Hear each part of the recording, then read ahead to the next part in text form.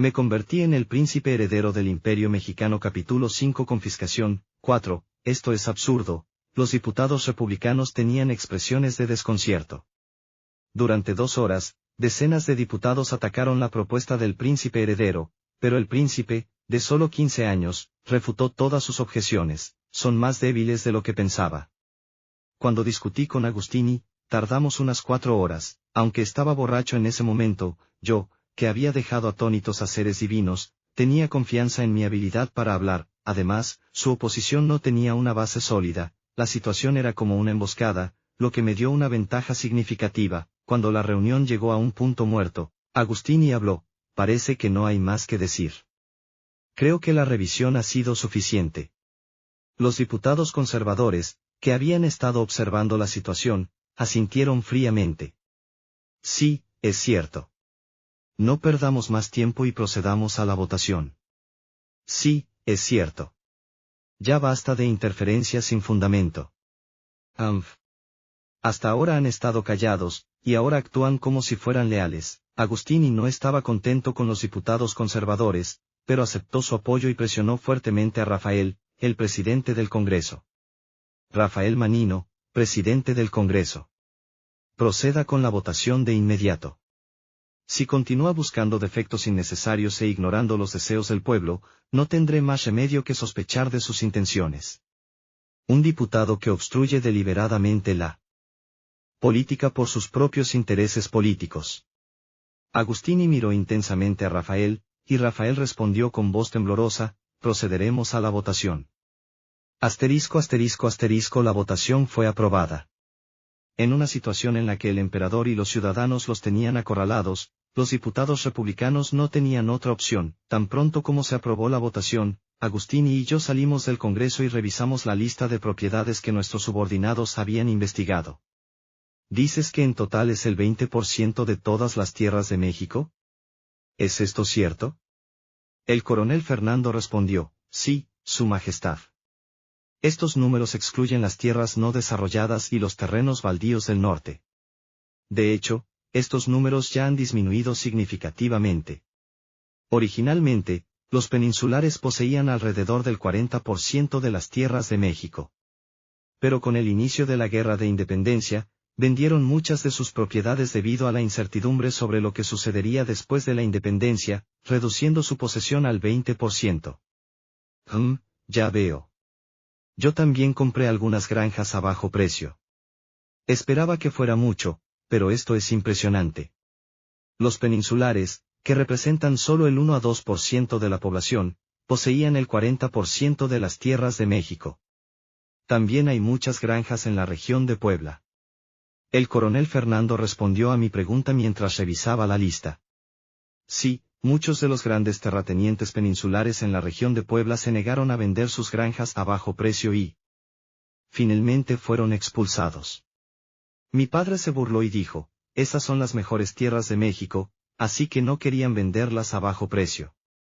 Entonces, la región de Puebla es la más importante. Padre, iré a la región de Puebla. ¿Tú? La riqueza de la región de Puebla es bien conocida, y muchos saben que hay muchos grandes terratenientes expulsados allí. Habrá muchos líderes locales y comandantes militares codiciosos, así que necesitamos una autoridad que los domine. No, es demasiado peligroso. Fernando puede ir en tu lugar. Pero hay muchos oficiales de alto rango entre los comandantes locales. Llevaré al ejército conmigo, así que no será tan peligroso. Volví a hablar con Agustini, que estaba pensativo.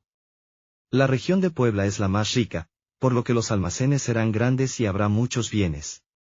Si no recuperamos estos bienes, será un gran golpe. Además, en las regiones de México, hay muchos que no siguen el control central y actúan por su cuenta. Usted lo sabe mejor que nadie, padre. Debo ir.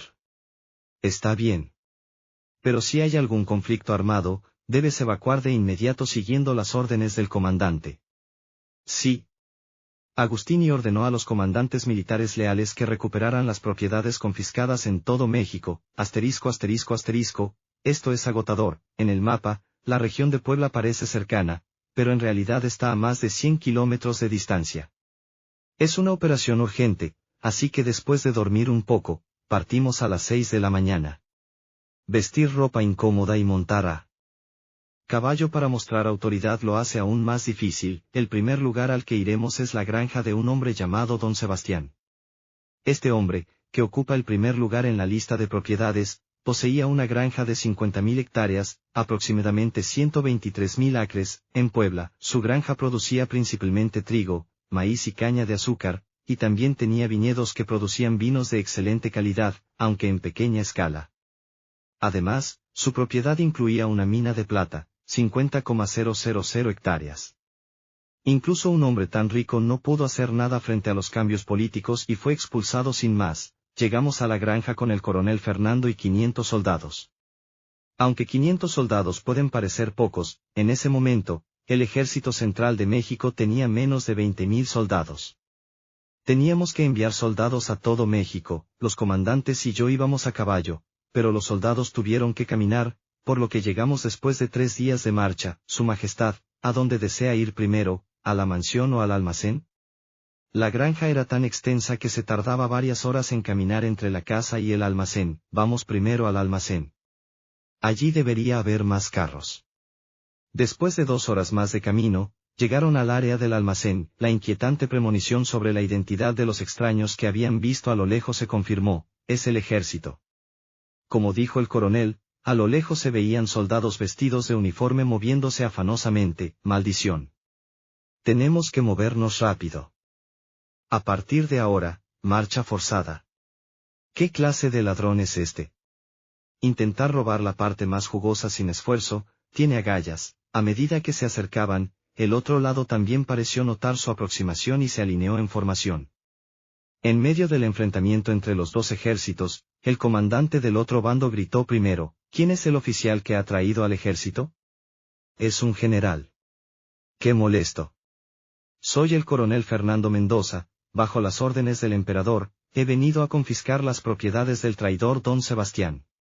Soy el general Javier Paredes, comandante de la defensa de Puebla. Me llevaré estas propiedades a la Ciudad de México, así que vayan a otra granja. Está tratando de quedarse con todo. El coronel Fernando respondió con firmeza: no puedo hacer eso. Debo cumplir con la orden del emperador de confiscar las propiedades de esta granja. Ya te dije que yo me encargaré de esa orden. Entrégame la orden y vete a otro lugar, coronel. Me niego. ¿Te niegas? Esto es una orden. ¿Te atreves a desobedecer a un superior? Es hora de que intervenga. Me adelanté y dije: desarmen inmediatamente y sigan las órdenes del coronel Fernando. El general Javier frunció el ceño y dijo: ¿quién eres tú?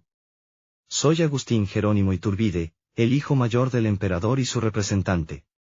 Grité para que los soldados detrás de mí escucharan y se inquietaran. El rostro del general Javier cambió rápidamente y dijo con los dientes apretados: incluso el príncipe heredero no puede interferir en la autoridad militar.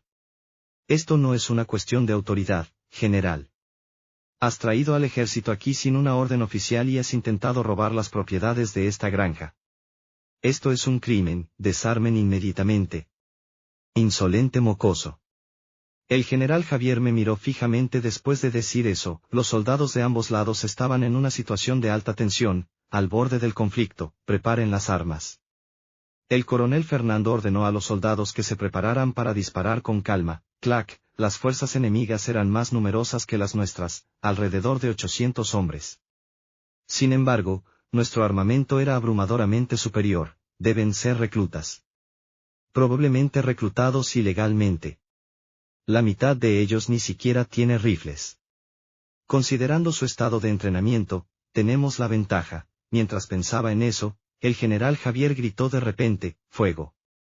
¡Maldición! El general Javier no era una persona muy racional, no esperaba que tomara la decisión de luchar en esta situación, pero gracias al retraso característico de los mosquetes de Pedernal, no morí de manera absurda. Me bajé rápidamente del caballo y me puse a cubierto detrás de un carro. Casi muero una semana después de poseer este cuerpo. Van, disparen, Su Alteza, retírese a la retaguardia. Teniente Manuel, lleve a Su Alteza a la retaguardia.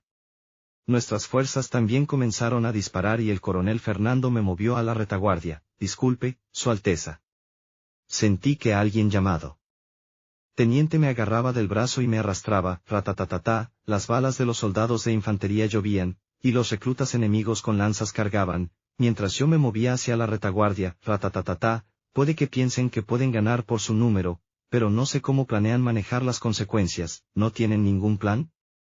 A primera vista, la situación no parecía mala, pero tampoco estábamos ganando de manera abrumadora, aunque nuestro armamento era mejor, no teníamos rifles automáticos ni ametralladoras, así que no podíamos barrer al enemigo en un instante, ratatatata, si seguimos así, ambos bandos sufrirán grandes pérdidas, ¿qué hago? Había prometido no participar en la batalla, pero tenía que hacer algo. Si seguíamos así, habría un número catastrófico de bajas, es cierto, el cañón. Trajimos 2 cañones, Agustini había dicho que los trajéramos por si acaso, estaban en la retaguardia. Busqué rápidamente los cañones. Eran cañones de bronce con ruedas. La pólvora y los proyectiles estaban en el carro justo delante, pero, ¿qué hago con esto? Mientras pensaba en cómo dispararlo, alguien se acercó, estaba buscando el cañón, pero Su Alteza lo encontró primero.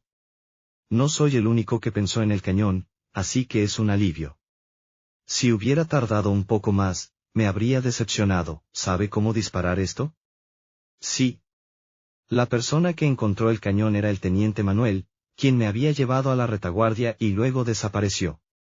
Él y los soldados que trajo comenzaron a mover el cañón y prepararlo, y yo también ayudé. Este cuerpo estaba bien alimentado y había crecido fuerte, así que tenía bastante fuerza. Para asegurar un ángulo adecuado para disparar el cañón, lo movimos a una posición elevada, y pude ver la situación. Ya había decenas de bajas en ambos lados. El teniente Manuel comenzó rápidamente los preparativos para disparar. Carguen. Cargando. Espera. Teniente Manuel. ¿Cuál es el alcance de este cañón? ¿Puede llegar hasta el comandante enemigo en la retaguardia?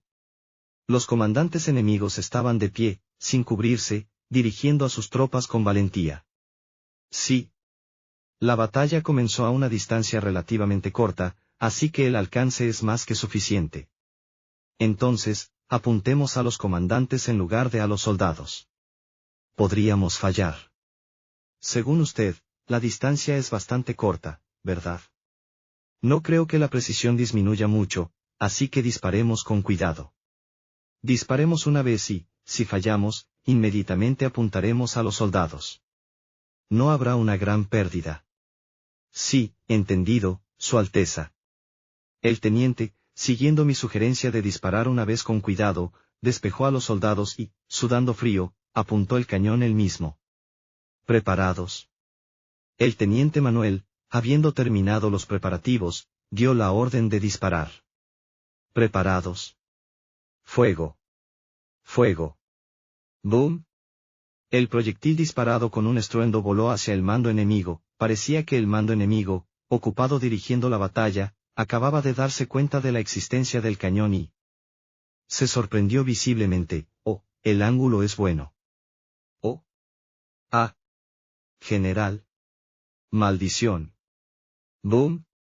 Los oficiales, al ver al comandante en jefe, el general Javier, convertirse en un montón de carne al recibir el proyectil en el pecho, se rindieron de inmediato. Aunque solo eran 2 cañones, su presencia fue suficiente para cambiar completamente el curso de la batalla, que hasta entonces había estado bastante equilibrada. No querían morir en una batalla sin esperanza. Los oficiales enemigos fueron capturados y los soldados fueron tratados y luego movilizados para la confiscación de bienes. Nuestros soldados sufrieron 30 muertos y 70 heridos, mientras que el enemigo tuvo 90 muertos y 140 heridos. Planeaba dar parte de los bienes confiscados a las familias de los fallecidos, después de consultarlo con mi padre. Por cierto, aunque tenemos más de 1000 hombres, no es suficiente. Subestimé la producción de esta área, también faltaban carros y caballos. Aunque los soldados estaban fabricando carros en el acto, faltaban caballos, así que los soldados tendrían que tirar de los carros. La velocidad de movimiento será extremadamente lenta. Tendré que abandonar la idea de llevarlo todo de una vez. El tamaño del almacén del gran terrateniente, que poseía 50.000 hectáreas, era impresionante.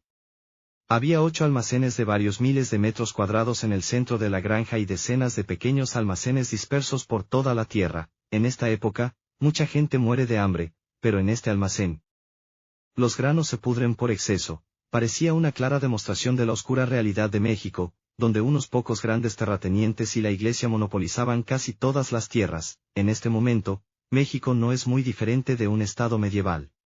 Dejen las herramientas agrícolas y las semillas. Las granjas serán administradas por el gobierno. Sí. El almacén de don Sebastián estaba lleno principalmente de granos, y había una gran cantidad de plata extraída de las minas y vino. Solo esto ya era un gran éxito, pero lo más impresionante fue la mansión. Parece que lo expulsaron apresuradamente. Sí, eso parece. En la mansión no se veían joyas ni oro, pero había una cantidad interminable de artículos de plata, monedas, escrituras de propiedad, diversos contratos, muebles lujosos, libros, vino, armas, obras de arte, carruajes y carros. Le dije al coronel Fernando por si acaso, por favor, controle bien a los soldados. Les daré una recompensa, pero dígales que no toquen nada. No se preocupe, Su Alteza. Cuando regresemos a la capital, les quitaré los uniformes y los revisaré a fondo para que no puedan llevarse nada. Los oficiales son un poco preocupantes, pero yo mismo los controlaré rigurosamente. Entendido. Pasemos 3 días más organizando y luego vayamos a la Ciudad de México para traer más personal. A diferencia del general Javier, que se lanzó sin pensar y fue aplastado, ahora entiendo por qué Agustini lo valora tanto. Yo también dirigí la operación de recuperación de bienes durante 3 días sin descanso. Bueno, es hora de regresar a la capital con nuestros productos.